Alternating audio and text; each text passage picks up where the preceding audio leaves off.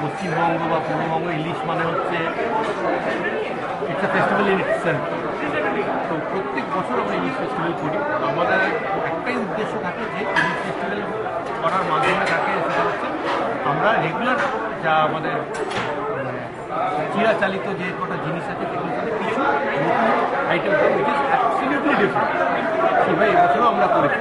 যেমন বরিশালের ইলিশ ডিম ভাজি, এটা একটা প্যান ফ্রাইড স্যালাড, ডমিনেটিং কিছু না, অল্প একটু লঙ্কা আছে, অল্প একটু আদা আছে, পেঁয়াজ আছে, দিয়ে একটা লাইট ব্যাটার একটা তৈরি করে গ্রিল করে দেবো। ইউনিক এটা একটা আমাদের রয়েছে। তাছাড়া যেটা রয়েছে সেটা হচ্ছে পটল ইলিশ এবং সঙ্গে দুটোই বোনলেস এবং hit with the people and absolutely mix. পটল ইলিশ বলতে পটলের নাম শুনে ভাবে পটলের দোরমা এক্সট্রাক্ট তৈরি করে সেই গ্রেভিতে আমরা ইলিশ তৈরি করি।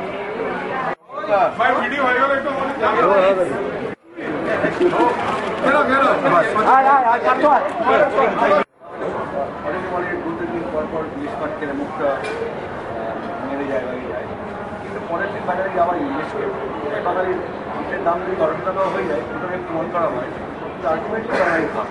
এবার ইলিশটা বাঙালি সংস্কৃতির সঙ্গে একটা বরাবর জুড়ে আমরা ঠিক জোর করে বোনলেস জিনিস খাইয়ে দিই। তারপর উনি আমার একটাই বেশি খেয়েছে, একটা এমনই খেয়েছে।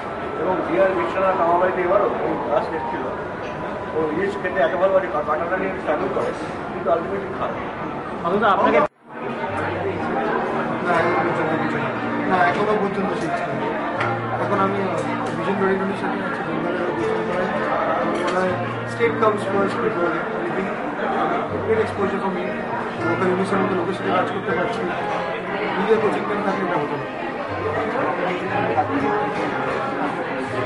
খুব একটা ডিফারেন্স নয়, ডাউন টু আর্থ।